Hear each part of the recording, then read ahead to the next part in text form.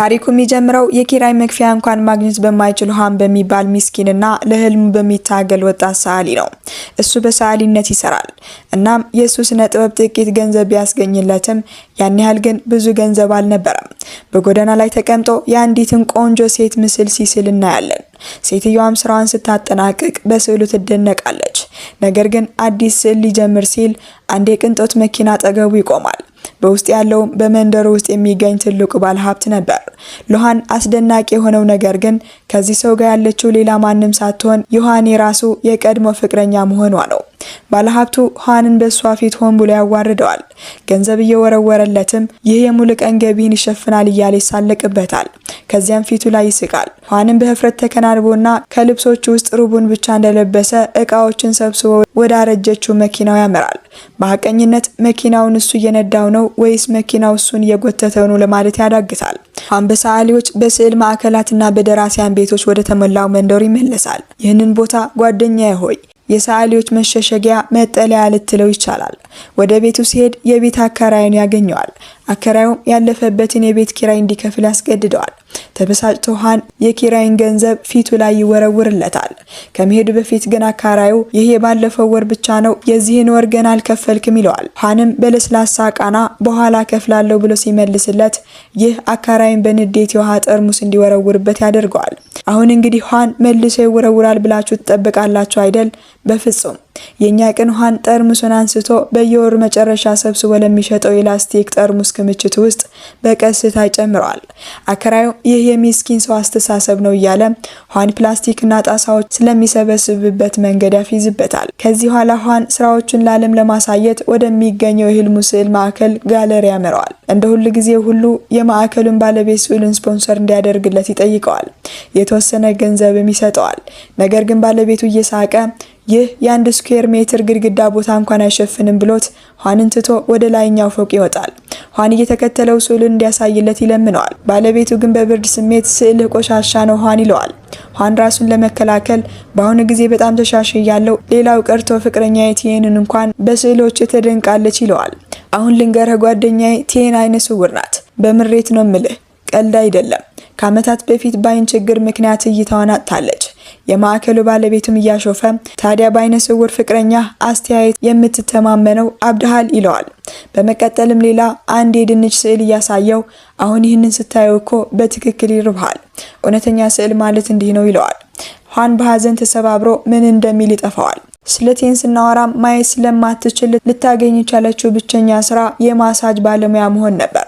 እንዳለመታደል ሆኖም ይህ ስራ ላላስፈላጊ ትንኮሳዎች የሚያጋልጣትና በዚያ ቦታ ያሉ ሰዎች በእሱ አይነ ስውርነት የሚጠቀሙባት ነበር። አንድ ቀን ሃን አንድ ሰው ሲተነኩሳት ይደርስና ወዲያውኑ በእነዚያ ሰዎች ላይ አጸፋዊ እርምጃ ይወስዳል። በእሷ ላይ ያደረጉትን ሁሉም በእነሱ ላይ ያደርግባቸዋል። ይህች ምስኪን ሴት ምን እንደሚሰማት አሁን ተረዳችሁ ብሎ ይጠይቃቸዋል። እንዲጸጸቱ ቢጠብቅም እነሱ ግን ተባብረው በጋራ ይደበድቡታል።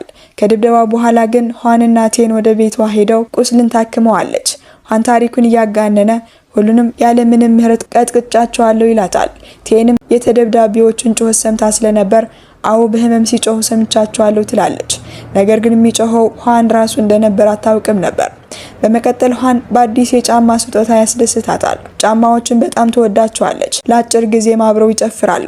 እናም ሃን ሊስማት ሲቃረብ ለምን እንደሆነ አትጠይቁኝ፣ እሷ ድንገት በክፍል ውስጥ ሌላ ሰው እንዳለ ትሰማለች። ማን ነው እሱ ስትል ጠይቃለች።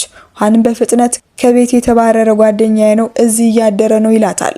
ጓደኛውን አይኑን እንዲጨፍን ቢነግረውም ቲየን ግን ምቾት ስላልተሰማት ትሄዳለች። በኋላ ላይ ቶሪ ሃንና ጓደኛው ወደ ጣሪያው ላይ ወጥተው ሶስ ይጠጣሉ። በጣም ከመስከራቸው የተነሳ እዛው ይተኛሉ። ድንገት ከላያቸው የባዕድ ፍጥረታት መንኮራኩር ይከሰታል። ሃን በድንጋጤ ይነቃል። ጓደኛውን ሊቀሰቅሰው ቢሞክርም እሱ ግን ጨርሶ አልነቃም ነበር። መንኮራኩሩ በትክክል በአካባቢያቸው ላይ ይንሳፈፋል። ሃን ከመንኮራኩሩ ውስጥ ካርቱን የምትመስል አንዲት ሴት ስትወጣ ያያል። እሷም ከሷ ጋር የወረዱትን ሁለት ሌሎች ፍጥረታት እያሳየች ነበር። ወደዚህ አካባቢ የመጡት ስዕል ለመሳል የመጡ ይመስላሉ። ሃን ፎቶ ሊያነሳቸው ቢሞክርም ሞኞ የካሜራውን ፍላሽ ማጥፋት በመርሳቱ ግን የባዕድ ፍጥረታቱ አይተውት ወዲያውኑ ከመንኮራኩራቸው ጋር በጥቂት ሰከንዶች ውስጥ ይሰወራሉ። ነገር ግን አንድ የጣሉት ነገር እንዳለ ሃን ያስተውላል። ሲሄድም አንድ ብዕር ያገኛል። እሱ ሰዓሊ ስለሆነም ብዕሩን ይዞት ይተኛል። በማግስቱ ጠዋት ኋን የሆነውን ሁሉ አስታውሶ እየተንቀጠቀጠ ይነቃል።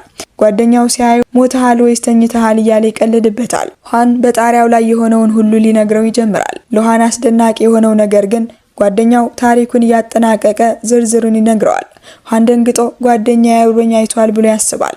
ነገር ግን ጓደኛው በተኛበት በህልሙ ሲለፈልፍ እንደነበር ይነግረዋል። እንዲያውም ከመተኛቱ በፊት 3 የባዕድ ፍጥረታት ስሏቸው ነበር። ኋን ጓደኛው እንደማያምነው ተስፋ ቆርጦ ወደ ጎዳና ወጥቶ ሰዎችን መሳል ይጀምራል። እየሳለ ሳለ ግን ቀለሙ ያልቃል። ፍለጋ ቢያደርግም ትክክለኛውን ቀለም ሊያገኝ አልቻለም። ከዚያም ያንን ያገኘው የባዕድ ፍጥረታት ብዕር ተጠቅሞ ስዕሉን ለመጨረስ ይወስናል። በመጀመሪያ ግን በሌላ ወረቀት ላይ ሲሞክረው የሳለው ስዕል ድንገት ወደ እውነተኛ ነገር ይቀየራል። እሱም በድንጋጤ ውስጥ ይወድቃል። ለማረጋገጥም ፖም ይስላል። እሱም ወዲያውኑ እውነተኛ ፖም ይሆናል። ኋን በጣም ተደስቶ ፖምን ይበላዋል። እሱ በእርግጥ እውነተኛ ነበር። ኋን ተደስቶ ፖምን ኪሱ ውስጥ ከቶት እየሮጠ ጓደኛው ጋር ሄዶ ታሪኩን ይነግረዋል። የተረፈውንም ፖም እያሳየ እሱ እንደሳለውና ወደ ህይወት እንደመጣ ይገልጽለታል። ነገር ግን እንደ ሁሉ ጊዜው ጓደኛው ያምነው። ምን አይነት የማይረባ ወሬ ነው የምታወራው? ሆስፒታል ሄደህ ታይ ይለዋል። ለማረጋገጥም ጓደኛው የወርቅ ባር እንዲስልለት ይጠይቀዋል። ነገር ግን የሚገርመው ስዕሉ ወዲያውኑ ወደ እውነተኛ ወርቅ አልተቀየረም። ጓደኛው እያሾፈ ወረቀቱን በመስኮት ይወረውረዋል። ድንገት ግን ከአንድ አዛውንት የህመም ጩኸት ይሰማል። ወረቀቱ ጭንቅላታቸውን መቷቸው ይኖራል። አዛውንቱ ጥወረወራችሁብኝ ብለው ሲጮሁ መሬት ላይ የወደቀውን የወርቅ ባር አይተው ግን ወዲያውኑ ኪሳቸው ውስጥ ከተውት ምንም እንዳልተፈጠረ ይሄዳሉ። ያኔ ዮሐን ጓደኛ በመጨረሻ ታሪኩን ያምናል። ኋንንም ትልቅ የወርቅ ባር እንዲስል ይነግረዋል። እሱም ይስላል። በዚህም ሁለቱ ይደነቃሉ። በጣም በትንሽ ክፍል ውስጥ ስለሚኖሩ ኋን ትልቅ ቤተ መንግስት ለመሳል ይወስናል። ቤተ መንግስቱ ድንገት በከተማው መሃል ካለበት ቦታ በድንገት ይከሰታል። ሰዎች በድንጋጤ ይዋጣሉ። ፖሊሶችም ከጥቂት ጊዜ በኋላ መጥተው ግራ ይጋባሉ። ከ5 ደቂቃ በፊት እዚህ ነበር፣ ማነው ይህንን ለመገንባት ጊዜ ያገኘው ይላሉ። ፖሊሶቹ የቤተ መንግስቱን በር ለመክፈት ሲሞክሩ ኋንና ጓደኛው ትልቅ ስህተት እንደሰሩ ይገነዘባሉ። ኋን ስዕሉን ለማጥፋት ቢሞክርም እንዴት እንደሚያጠፋው ግን አያውቅም ነበር። ከዚያም በብዕሩ ላይ የፈለጉትን ስዕል የሚያጠፋ በተን ያገኛሉ። እሱን ሲጫነው ቤተ መንግስቱን በሰዎች ፊት ወዲያውን ይጠፋል። ሰዎች እንደገና መናገር እስኪያቅታቸው ድረስ ይገረማሉ። ወደ ክፍላቸው ሲመለስ ዮሐን ጓደኛ ገንዘብ መሳል አለብን፣ ቢያንስ ደግሞ 200 ሚሊዮን ዋን ይለዋል። እሱ ራሱ ቁጥር በመሳል ቢሞክረውም ወደ ገንዘብ አልተቀየረም፣ ቁጥር ሆኖ ቀረ። ኋን ብዕሩን ተቀብሎ በችሎታ የገንዘብ ክምር ይስላል። በጥቂት ሰከንዶች ውስጥ ክፍሉ በገንዘብ ተጥለቅልቆ ሙሉ በሙሉ ይሸፍናቸዋል። በኋላ ላይ የቤት ባለቤቱ መጥቶ ሰዓሊዎቹን ቆሻሻ ውጭ ስለጣሉ ይጮህባቸዋል። አንዲት ሴት ልትመልስለት ብትሞክርም ባለቤቱ በአንድ ወንድ ገብተሽ በሌላ ወንድ ትወጫለሽ ይላታል። ከዚያም ኋንን ሊጮህበት ይጠራዋል። ነገር ግን ድንገት ኋንና ጓደኛው ሀብታሞች የሚለብሱት የመሰላቸውን የክለውን አስቂኝ ልብስ ለብሰው በመንደሩ ፊት ይፎክራሉ። ኋንም ብዙ ገንዘብ አውጥቶ ለአካራዩ ይኸው ለሚቀጥሉት 100 ዓመታት የሚሆን የቤት ክራይ ይለዋል። አካራዩ ኋን ይህንን ሁሉ ገንዘብ ከየት እንዳገኘው ስላልገባቸው ይደነግጣሉ። ነገር ግን ኋን በዚህ አያበቃም። ብዙም ሳይቆይ ጎረቤቶች ኋን በ3 የቅንጦት መኪናዎች ከሚያዝናኑት ሴቶች ጋር ሲመጣ ያዩታል። ሁልጊዜ የሚመኘውን ቤተ መንግስት ለመግዛትም ወደ አንድ ትልቅ የሪል ስቴት ኩባንያ ያመራል። እዚያም የቀድሞ ፍቅረኛውን ከአዲሱ ፍቅረኛዋ ጋር ያገኛታል። እሱም $15 ሚሊዮን የሚያወጣ ቪላ ለመግዛት ፍቃደኛ አልነበረም። ኋን ወደ ጸሐፊዋ ቀርቦ በከተማዋ በጣም ውድ በሆነው ቦታ 2 ቤተ መንግስት እንድትሰጠው ይጠይቃታል። ጥሬ ገንዘብ አውጥቶም በሁለቱም የቀድሞ ፍቅረኛው ፊት ይከፍላል። እሷም ወዲያውኑ በመልቀቋ ትጸጸታለች። በዚያው ምሽት ኋን ፍቅረኛውን ቴንን ወደ አዲሱ ቤተ መንግስት ይወስዳታል። ከፊቷ ምን እንዳለ እንድትገምት ይጠይቃታል። እሷም የ40 ሚሊዮን ወን ቤተ መንግስት ሁሉም ስላንተና ስለምትገዛቸው ነገሮች እያወራ ነው ትላለች። ኋን ሰርፕራይዝ በመበላሸቱ ትንሽ ቢያዝንም በድግሱ ይቀጥላል። እዚያም ለቴን የእንኳን ደስ አለሽ መልእክት የሚያስተላልፉ እንግዶች ተሞልተው ነበር። ማየት ስለማትችል ኋን ለቴን ሁሉንም ነገር የምትገልጽላት አንዲት ሴት ቀጥሮ ነበር። በእንግዶቹ ፊትም የጋብቻ ጥያቄ ያቀርብላታል። ነገር ግን ቴን ጥያቄውን ውድቅ አድርጋ ትሄዳለች። እሱም ተከትሏት ካልወደደችው ይጠይቃታል። እሷም እንደምትወደው ትነግረዋለች። እሱም ከወደድሽኝ ታዲያ ለምን ጥያቄን ውድቅ አድርገሽ በፓርቲው ላይ ያዋረድሽኝ ይላታል። እሷም ይህንን ያደረገችው ለሱ መልካምነት እንደሆነና ምክንያቱም ካገባ እሱ አይነ ስውር ስለሆነች እሱ እድሜ ልኩ እንደሚያፍርና እሱ የፈለጋትን ሴት ማግኘት እንደሚችል ትነግረዋለች። እሱ ግን ሀብታም እንዳልሆነ፣ ሀብቱን በሙሉ የመጣው ከራሱ ስነ ጥበብ እንደሆነ ይነግራታል። በስዕሎቹ ሽያጭ ዝነኛ እንደሆነ ታስባለች። ነገር ግን ከኤሊየንስ የባዕድ ፍጥረታት የተገኘውን የአስማት ብዕር ታሪክ ይነግራታል። ቴን ስለ አስማቱ ብዕር ስትሰማ ማየት እንድትችል 2 አይኖችን እንዲስልላት ጠይቀዋለች። ኋን ሀሳቡን ወዶ የአንዲትን ቆንጆ ሴት አይኖች መሳል ይጀምራል። አይኖቹ ከስዕል ወጥተው ወደ ቴን አካል እንዲገቡ ቢጠበቁም አይኖቹ ግን በማንግፋ ትከሻ ላይ ወጥተው በጣም አስፈሪ ይሆናሉ። ወዲያውን ያጠፉታል። ከዚያም ሙሉ ፊት ብንስልስ ፊቱ ሊወጣ ይችላል፣ እሱም አስፈሪ ሊሆን ይችላል ብለው ያስባሉ። ስለዚህ ቴንን ሙሉ አካል ስለው አይኖቿ በትክክለኛ ቦታ ላይ እንዲቀመጡ ለማድረግ ይወስናሉ። ስዕሉ 5 ሰዓት ይፈጅባቸዋል። ሲጠናቀቅ ግን ቴን እይታዋ እንዲመለስ ብትጠብቅም ምንም አዲስ ነገር አልተፈጠረም። እየቀለዱባት እንደሆነ ተሰምቷትም ከቤቱ ትወጣለች። ከበር ስትወጣ ግን ድንገት ትጠፋና ከስዕሉ ውስጥ አይኖቿ በርተው ትወጣለች። ኋን በመላው ቻይና ቴንን እያስጎበኛት ይዝናናሉ። ማንጉፋም ከዚህ ቀደም ይሞትላት የነበረችውን የቲክቶክ ባለሙያ ያገኛታል። ህይወታቸው ሙሉ በሙሉ ይቀየራል። ኋንም ትልቅ የስዕል አውደ ርዕይ ኤግዚቢሽን ያዘጋጃል። ቀደም ሲል ማንም ትኩረት የማይሰጣቸውና በዝቅተኛ ዋጋም የማይገዛቸው ስዕሎቹ አሁን ግን በከፍተኛ ዋጋ ይጫረታሉ። ይህ የሆነው እሱ ሀብታም ስለሆነና ሁሉም ሰው ከስዕሉ ጀርባ ትልቅ ተሰጥኦ እንዳለ ስላሰበ ነበር።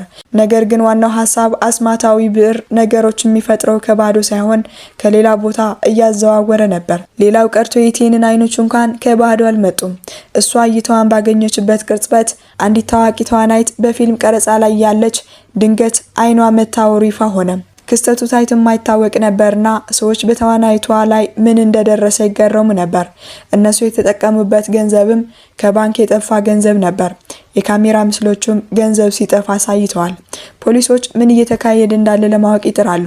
ሊቻንጊ የተባለው ሰዓሊም በቅናት ተሞልቶ ኋን እንዴት ሀብታም እንደሆነ ለማወቅ ይሞክራል። ስለ ባንክ ስርቆቱ ሲሰማም ታሪኩን አያይዞ ለፖሊስ በአንድ ሌሊት ሀብታም የሆነ ሰው እንደሚያውቅ ይናገራል። ፖሊሶቹ ኋን አፓርታማ የገዛበትን የገንዘብ መለያ ቁጥር ሲያዩ ከባንኩ የጠፋ መሆኑን ይደርሱበታል። ኋንንና ማንጉፋንም በአውደ ርዕዩ ላይ ያሉ ያስሯቸዋል። ኋንና ማንጉፋን እንዳልሰረቁና ነገር ግን የፈለጉትን የሚያመጡበት አስማት እንዳላቸው ለማስረዳት ይሞክራሉ። ስለ ብዕሩ ግን አይናገሩም። የፈለጋችሁትን ጠይቁን፣ አሁንኑ እናመጣላችኋለንም ይላሉ። ፖሊሶቹ ፌራሪ መኪና ይጠይቃሉ። ማንም እንዳያያቸው ጠይቀው ድንገት ቀይ ፌራሪ በፖሊስ ጣቢያ ውስጥ ይከሰታል። ፖሊሶቹ በዚህ ይደነቃሉ። የስርቆት ማስረጃ ስለሌለም ይለቋቸዋል። በዚያን ምሽት አንድ ሰው በራቸውን ያንኳኳል። ፖሊስ መስላቸው ቢደነግጡም የመጣችው ዮሐን የቀድሞ ፍቅረኛ ነበረች። ባሏ ሊቻንጊው በኋን በመቅናቱ ደብድቧታል። በዚያን ጊዜ ዮሐንን ትታ ገንዘብ ስለመረጠችም ይቅርታ ለመጠየቅ ነበር የመጣችው። ከባሏ ጠፍታ ወደ ቤተሰቦቿ እንደምትመለስም ትነግረዋለች። ዮሐን ግን እሷን ጥሏት በስዕሎቹ ብቻ ይኖር ለነበረው ሚስኪን ሰው እሷ ምን ልታደርግ ትችል እንደነበር በመግለጽ ጥፋተኛ እንዳልሆነች ይነግራታል። በዚያን ጊዜ አባቷ ሆስፒታል ታመው ስለነበር የገንዘብ እርዳታ ያስፈልጋት ነበርና አዲስ ባሏ የሰጣትም ይህንን ነው። ጥፋተኝነት እንዳይሰማት ይነግራታል። ከዚያም ታሪኩን እያስታወሰ ሳለ የአስማቱ ብዕር ሙሉ ታሪክ ይነግራታል። ኋን ብዕሩን ሊያሳያት ካዝናውን ይከፍታል። ነገር ግን እዚህ ላይ አንድ አደጋ ይከሰታል። ባሏ በልብሷ ላይ ስውር ካሜራ አስቀምጦ ስለነበር ዮሐንን ንግግር በሙሉ ሰምቶ ነበር። ታዲያ በዚህ ሚስጥሩን አወቀም። ይህ በእንዲህ እንዳለ ፖሊሱ ከአንድ ማሳያ ክፍል ስለጠፋቸው ፌራሪ መኪና ሪፖርት ያነባል። እሷም ኋን ያመጣት መኪና ነበረች። ፖሊሱ ወደ ቤታቸው ሄዶ መሳሪያውን እንዲሰጡት ካልሆነ ግን እንደ ሌባ እንደሚታዩ ያስጠነቅቋቸዋል። ነገር ግን ስለ አስማት የሚከስ ሕግ ስላልነበረ ካስረከቡ እንደማይከሰሱ ይነግራቸዋል። ኋን ሳይጠራጠር ብዕሩን ለመስጠት ይስማማል። ነገር ግን ብዕሩ አስቀድሞ ተሰርቆ ነበር። ብዕሩ በሊቻንጊ እጅ ወድቆ ነበር። እሱና ረዳቶቹን መጠቀም ጀምረዋል። መጀመሪያ የሳለው ሁሉ ጊዜ የሚመኘውን የስዕል ማዕከል ነበር። በመቀጠል የንጉሳዊ አልባሳትንና የቻይናን ታሪካዊ ቤተመንግስት በመሳል የቻይናን ቅርስ ይወስዳል። ሚስቱንም አስሮ ያሰቃያታል። ከዚያም ከአንድ መጽሔት ላይ ያያትን ቆንጆ ሴት ስሎ እውነተኛ እንድትሆንና እንዲያገባት ያደርጋል። እሷም ከውድድሩ ላይ ድንገት የጠፋች ነበረች። ይህ ሁሉ ማድረጉ ፖሊሶች እንዳያገኙትም ቀላል አደረገው። ፖሊሱ ብዕሩ ነገሮችን ከሌላ ቦታ እንደሚያዘዋውርና ይህ ስርቆት እንደሆነ ይነግረዋል። ሊቻንጊ ግን እሱ ስዕል ብቻ ስለሳለ ጥፋተኛ እንዳልሆነ ይከራከራል። ረዳቱ ከፖሊስ ለማምለጥ አዲስ ፕላኔት እንዲስሉ ይመክረዋል። ለዚህም ነው የባዕድ ፍጥረታትን መንኮራኮር የሳለው። እሱም ከፊታቸው ይከሰታል። የባዕድ ፍጥረታቱም ተቆጥተው ወርደው መሳሪያቸውን የት እንዳለ ይጠይቃሉ። በዚህ ጊዜ ሊቻንጊው ታንክ ስሎ በውስጥ በመግባት መሳሪያውን በባዕድ ፍጥረታቱ ላይ ያነጣጥራል። ነገር ግን የባዕድ ፍጥረታቱ ታንኩን በቀላሉ ወደ እሱ ይመልሱበታል። ጉልበታቸው ከሰው በላይ እንደሆነ ግልጽ ይሆናል። ሊቻንጊውንም ይቀጡታል። እሱም በመጨረሻ እጁን ሰጥቶ መሳሪያውን ይመልሳል። ነገር ግን አንደኛው የባዕድ ፍጡር መሳሪያው ወደ ተራ ብዕር ተቀይሮ በማየቱ ተቆጥቶ ማብራሪያ ይጠይቃል። ኋን ወደፊት ቀርቦ መሳሪያውን ወደ ብዕር የቀየረው እሱ እንደሆነና ሊቻንጊው ከዚህ ጋር ግንኙነት እንደሌለው ይናገራል። የባዕድ ፍጥሩ በኋን ታማኝነትና ሕሊና ይደነቃል። ይህች ፕላኔት እንደነሱ ፕላኔት በጎና ክፉ ያለባት እንደሆነችም ይናገራል። ባዕድ ፍጥረታቱም መሳሪያቸውን ይዘው በሰላም ለመሄድ ይወስናሉ። ከመሄዳቸው በፊት ግን ኋን አንድ የመጨረሻ ውለታ ይጠይቃቸዋል። እሱም በብዕሩ የተፈጠሩ ነገሮች በሙሉ ወደ ነበሩበት እንዲመለሱ ነበር። የባዕድ ፍጡር ይስማማል። እናም ሁሉም ነገር ወደ ነበረበት ይመለሳል። እያንዳንዱ ነገር የቴንን አይኖችም ጨምሮ አልባሳቱንም ጨምሮ ወደ ቦታቸው ይመለሳሉ። የባዕድ ፍጥረታቱ አካባቢ በፖሊስ መኪናዎችና ሄሊኮፕተሮች ሲሞላ ያያሉ። ሁኔታው አደገኛ እንደነበርም ይገነዘባሉ። ይህ ሁከት በሙሉ በእነሱ ምክንያት የመጣ እንደሆነም ይረዳሉ። መንኮራኩራቸውም ወደ ቀድሞ ቦታ ስለተመለሰ የሚሄዱበት አልነበራቸውም። ስለዚህም ሰዎች ሳይዟቸው በፊት በከፍተኛ ፍጥነት እየሮጡ ያመልጣሉ። ከዚህ በኋላ ፖሊሶቹ ሊቻንጊውንና ረዳቶቹን ሰዎች በማገት ወንጀል ያስሯቸዋል። የሊቻንጊው ሚስትም ወደ ኋን መጥታ በልብሷ ላይ ስውር ካሜራ እንደነበርና ስላላወቀች ይቅርታ ትጠይቀዋለች። በዚህም የአስማቱ ብዕር ታሪክ ያበቃል። ህይወት ወደ ቀድሞ ይመለሳል። አሁን ዮሐንን ስዕሎች ማንም ሊገዛ አይፈልግም። ቴንም ማሳጅ ቤቷን መልሳ እንደከፈተችና ኋንንም አግብታ የሚያምር ልጅ እንደወለዱ እናውቃለን። ክብራትና ክብራን ተመልካቾቻችን ቪዲዮን ከወደዳችሁት ላይክ፣ ሼር ማድረግ እንዳትረሱ። በተጨማሪም ቻናላችንን ሰብስክራይብ በማድረግ መደገፋችሁ እንዳትረሱላችኋለን። መልካም ቆይታ